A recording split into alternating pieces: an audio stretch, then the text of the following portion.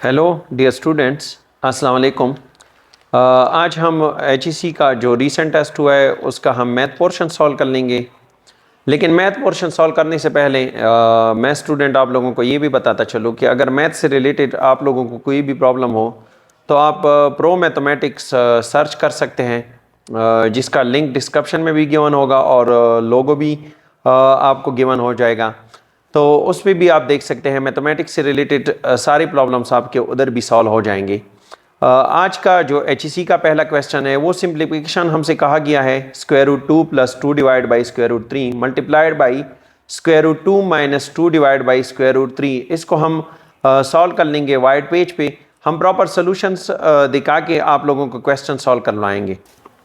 अच्छा students, question में हमसे ये पूछा था कि सिंप्लीफाई कर ले, किस चीज़ को सिंप्लीफाई करना है, √2 + 2 divide by √3 multiplied by √2 - 2 divide by √3। अब ये क्वेश्चन सबसे ईजी है। हमने एक फार्मूला क्लास 9 में ही पढ़ा है कि a + b multiplied by a - b which is equal to a का स्क्वायर minus b का स्क्वायर।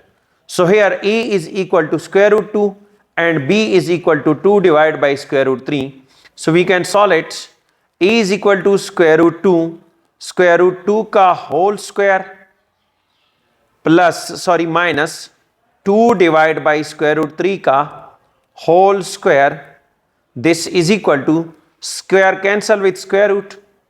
अब ये स्क्वायर जो है 2 भी स्क्वायर है और √3 भी स्क्वायर है, तो हम इसको ऐसे लिख सकते हैं 2 - 2 का स्क्वायर हमारे पास 4 आ जाएगा, डिवाइड बाई √3 का अगर हम स्क्वायर ले लें तो वो हमारे पास कुछ यूं आ जाएगा √3 का whole square.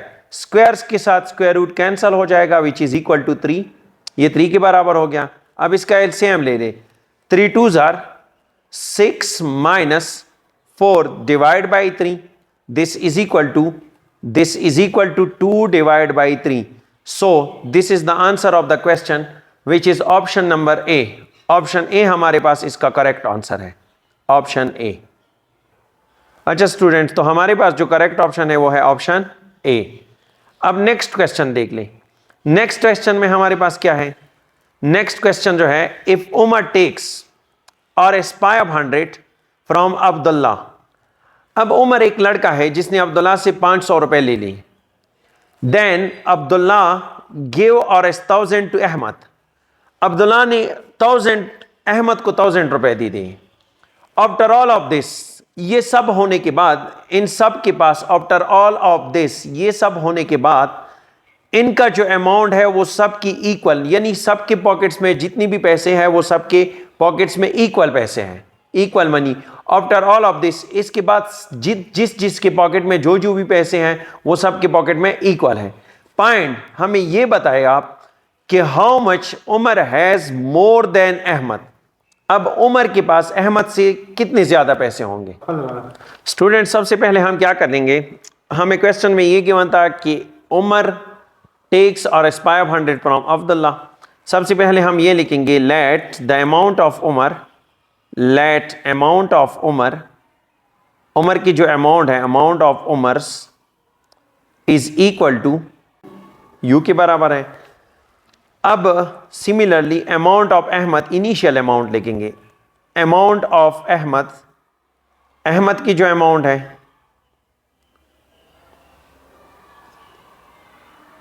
Ahmad is equal to, इसको एच के बराबर लिख लेंगे, and initial amount of Abdullah, Abdullah की जो इनिशियल अमाउंट है वो है हमारे पास ए के बराबर। हमने ये सपोज किया कि इनके पास जो इनिशियल अमाउंट है वो यू, एच और ए के बराबर है। अब नेक्स्ट हम ये देखेंगे कि उमर ने अब्दुल्ला से कितने पैसे ले लिए। उमर टेक्स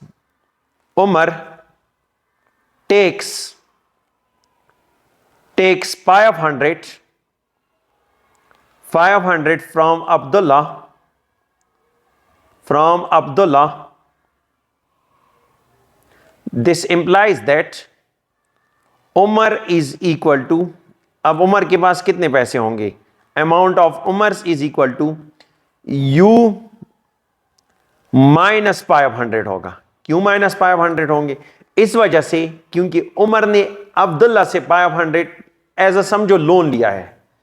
नेक्स्ट जो दूसरा है हमारे पास, Abdullah gives or as 1000। Abdullah gives or as 1000 to Ahmad.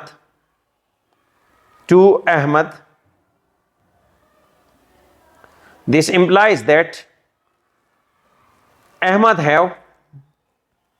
Ahmad की जो अमाउंट होंगे वो हमारे पास होंगे h माइनस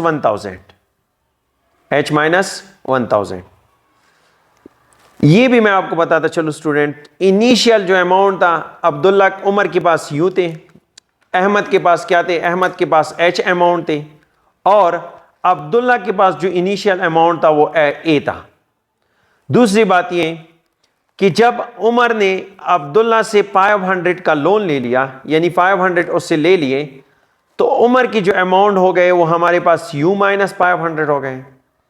और अहमद ने जब अब्दुल्ला ने अहमद को 1000 दे दिए, तो इसका मतलब है कि अहमद की जो अमाउंट हो गए, अहमद की जो पैसे हो गए, तो उसके h माइनस 1000 हो गए, क्योंकि 1000 का उसने लोन ले लिया। ये समझो आप। अब हम इसको after all of this they have equal amount, ये सब होने के बाद इनके सब के अमाउंट इक्वल है, यानी अहमद के amount is equal to Umar का amount is equal to Ahmad का अमाउंट h माइनस 1000। ये सब होने के बाद जब उमर ने अब्दुल्ला से 500 ले लिए, अब्दुल्ला ने अहमद को 1000 दे दिए, तो ये सब होने के बाद इनके अमाउंट इक्वल हो गए। हमसे पूछा यह था कि find how much Umar more than Ahmad. अब ये मुझे बताओ कि अहमद और उमर के दरमियान रिलेशन, यानी अहमद के पास कितने ज्यादा पैसे होंगे, उमर के पास कितने ज्यादा पैसे होंगे अहमद से। सो हम ये बताएंगे। अब हमने किस किस के दरमियान रिलेशन बताना है? हमने अब्दुल्ला और अहमद और उमर के दरमियान का रिलेशन बताना है। तो हम यू लिखेंगे u minus 500 is equal to h minus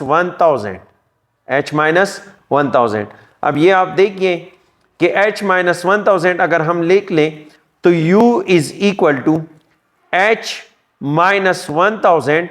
500 को राइट साइड पे ट्रांसफर कर लेंगे, which is equal to plus 500। This is equal to, ये क्या बन जाएगा? u इज इक्वल टू, ये h माइनस 500 हो जाएगा। जब h माइनस 500 हो गया तो इसका मतलब ये है कि उमर हैज 500 more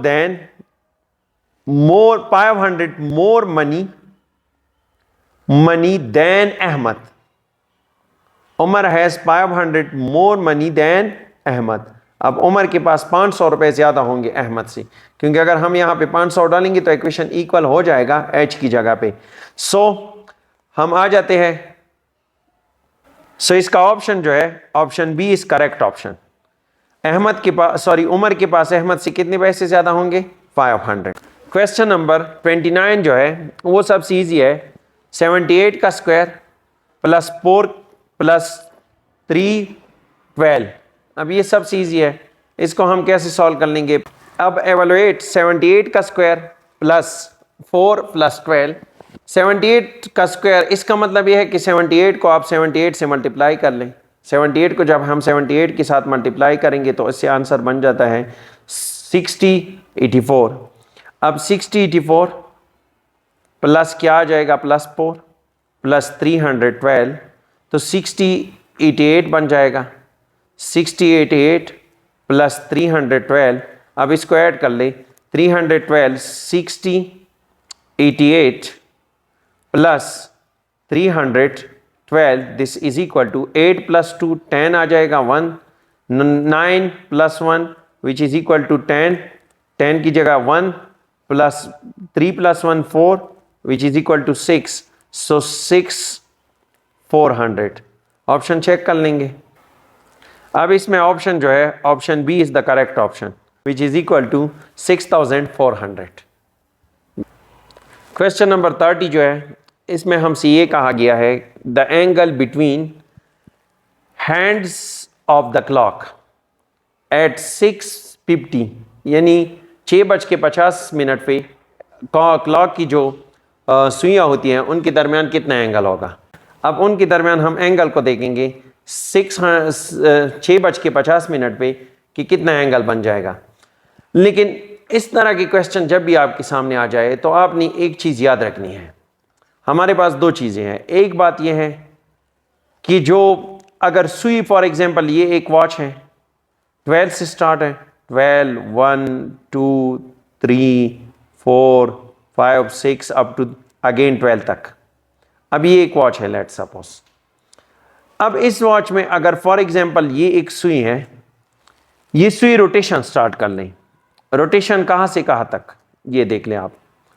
अगर ये रोटेशन स्टार्ट कर ली यहाँ से रोटेट होके 360 मूव कर लें तो इसका मतलब ये है कि 12 और अगर एक सुई रोटेट हो जाए तो this is equal to 360 degree के बराबर आ जाएगा। इसका मतलब ये है कि 1 आवर हमारे पास कितनी डिग्री के बराबर आ जाएगा 360 divide by 12 which is equal to 1 hour, यानी 1 घंटे में हमारे पास 30 डिग्री होते हैं। इसी तरह एक बात ये भी आप याद रखिए कि 1 मिनट में हमारे पास 1 मिनट में 6 डिग्री बनता है। 1 minute is equal to 6 degree, ये बात आप याद रखिए। सिर्फ ये दो बातें अगर आपको याद हो तो आप इस क्वेश्चन को सॉल्व कर सकते हैं। इस क्वेश्चन को हम कैसे सॉल्व कर लेंगे, आइए सॉल्यूशन देख। अच्छा स्टूडेंट, हमसे ये क्वेश्चन पूछा था कि 6:50 पे घड़ी की सुइयों के दरमियान एंगल कितना बन जाएगा। तो हम इस एंगल को देखते हैं कि कितना बन जाएगा। लेकिन आप लोगों ने ये दो चीज़ें आप मस्ट याद रखिए कि 1 घंटे में हमेशा 30 डिग्री का एंगल बनता है, और दूसरी बात ये आप याद रखें कि 1 मिनट में हमारे पास 6 डिग्री का एंगल बन जाता है। अब ये तो हमें याद आनी चाहिए। हम पहले घंटे का चेक करते हैं। Hour is equal to 1 hour plus 1 hour plus minute divide by 60, क्योंकि 1 घंटे में 60 मिनट होते हैं, डिवाइड मल्टीप्लाइड बाई 30 डिग्री। 1 घंटे में हमारे पास 30 डिग्री एंगल बन जाता है। दिस इज इक्वल टू, ये हमारे पास आ जाएगा 6 प्लस मिनट कितने थे 50 divide by 60 multiplied by 30 degree. This is equal to, ये हमारे पास आ जाएगा 204 के बराबर, 204.9 के बराबर आएगा। लेकिन 204 लिख लें आप, खैर ऐसी कोई फर्क नहीं पड़ता क्योंकि एंगल हम स्टडी कर रहे हैं। तो 204 के बराबर आ जाएगा। नाउ अब हम क्या कर लेंगे, this is equal to next. अब 1 मिनट में हम चेक कर लेंगे कि 1 मिनट में कितना, हमने घंटे में चेक किया कि घंटे में हमारे पास कितना एंगल बन जाता है 204। नेक्स्ट जो है हम 1 मिनट में देखेंगे। 1 minute is equal to 6 degree. अगर 50 मिनट हो गए हमारे पास, this is equal to 50 minutes में कितने एंगल बन जाएंगे, this is equal to 50 multiplied by 6 degree. तो जो एंगल की डिग्री बन जाएगी 50 मिनट में वो हमारे पास 300 डिग्री बन जाएगा, 300 डिग्री। नाउ हम एंगल को चेक कर लेंगे कि एंगल कंप्लीट में कितना बन जाएगा। एंगल बिटवीन 6:50 यानी 6:50 पे कितना एंगल बनेगा, this is equal to mod of हम क्या लिखेंगे, मॉड ऑफ आवर में कितना एंगल बन गया माइनस मिनट्स में कितना एंगल बन गया, इसको माइनस कर लेंगे। This is equal to 204 minus 300. This implies that 204 minus 300 which is equal to हमारे पास आ जाएगा -95। सो मॉड -95 का मॉड हमेशा अगर नेगेटिव अंदर, अगर कोई नेगेटिव डिजिट मॉड के अंदर आ जाए तो उसका हमेशा आंसर हमारे पास होता है positive. This is equal to 95 degree. Test पे आ जाते हैं, आंसर चेक कर। इसका जो करेक्ट ऑप्शन है ऑप्शन बी 95 डिग्री।